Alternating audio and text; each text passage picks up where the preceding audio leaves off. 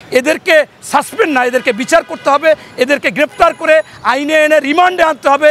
এদের উৎসটা কোথায় কোথায় কিভাবে এরা কি ভারতের কথায় চলে, বা আওয়ামী লীগের কেউ ওনাদেরকে দিচ্ছে, বা আওয়ামী লীগের যারা দুষ্কৃতকারী যারা প্রতাত্মা এখানে বসে আছে, যাদের নাকি কোনো সচিব বা সচিব কতগুলো মিলে তারা এইগুলোকে আশকারা দিচ্ছে যে তোমরা বলো, আমরা কিছু হবে না। নতুবা একে কেন সাসপেন্ড করা হবে?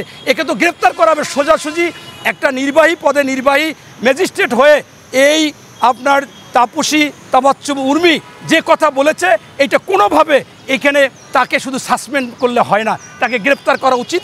এটা হলে স্পষ্ট। এইভাবে মন্তব্য করা যায় না। সেই নির্বাহী বিভাগের একজন কর্মকর্তা যে কথা বলেছেন সেটা আমি অবাক হয়েছি।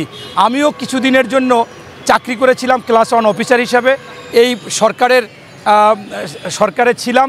কিন্তু অত্যন্ত দুঃখজনক ব্যাপার, একজন নির্বাহী ম্যাজিস্ট্রেট একেবারে নিকৃষ্টতম একটা ঘৃণিত কাজ করেছে। সে যেহেতু চাকর বা রাষ্ট্রীয় একজন চাকরিজীবী, সেইটা কখনো সেই রাষ্ট্রপ্রধানকে নিয়ে বলতে পারে না, এবং এইটা কোনোভাবে সরকারি বিধিতে নেই। এটা বিধি বহির্ভূত অন্যায় করেছে, অপরাধ করেছে। এবং তিনি লিখেছেন যে আপনার এইটা সাংবিধানিক নাকি এটা ভিত্তিহীন।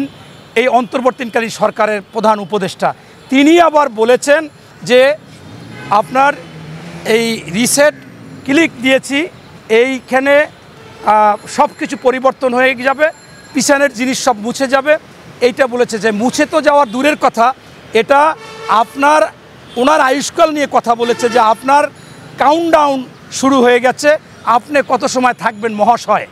কথার ভাষাটা যেভাবে বলেছে, এইটা আমি মনে করি যে তাকে সেখানের জেলা প্রশাসক বলেছে তাকে সাসপেন্ড করা হয়েছে। সাসপেন্ড না, এ জাতীয় সাথে সাথে সরকারিভাবে আইনে এনে তাকে গ্রেপ্তার করে কোথায় কেন কি বলল, তার উৎস কী, তার ক্ষমতার উৎস কী। একটা রাষ্ট্রের প্রধান উপদেষ্টাকে একজন নির্বাহী ম্যাজিস্ট্রেট তিনি বলবে জেলার, এইটা কোনোদিন হতে পারে না। এই যে আমি আপনাদেরকে মানে প্রায়ই বলতাম এবং ইতিমধ্যে বহুতবার বলেছি যে একটি বিপ্লবী সরকার বা একটা গণ অভ্যুত্থানের পর যে সরকার হয়, সেই সরকারের অ্যাকশন হওয়া উচিত ছিল আরও কঠিন, এবং তাদের এই অ্যাকশনে বুঝবে যে যারা অন্যায় করে, যারা অবিচার করে, যারা গণতন্ত্র হরণ করে, লুট করে, যারা ভোট অধিকার হরণ করে, তারা এই বাংলাদেশে থাকার অধিকার রাখে না, তাদের বিচার হওয়া উচিত। অথচ আমরা দেখেছি সরকারিভাবে ইতিমধ্যে বেশিরভাগ মামলা করেনি, সবই বিভিন্ন লোকজন করেছে। এই জন্যই তাদের এই সাহস। তাই আমি আপনাদের মাধ্যমে প্রধান উপদেষ্টা সহ অন্যান্য উপদেষ্টাদের বলবো, এখনও সতর্ক হন।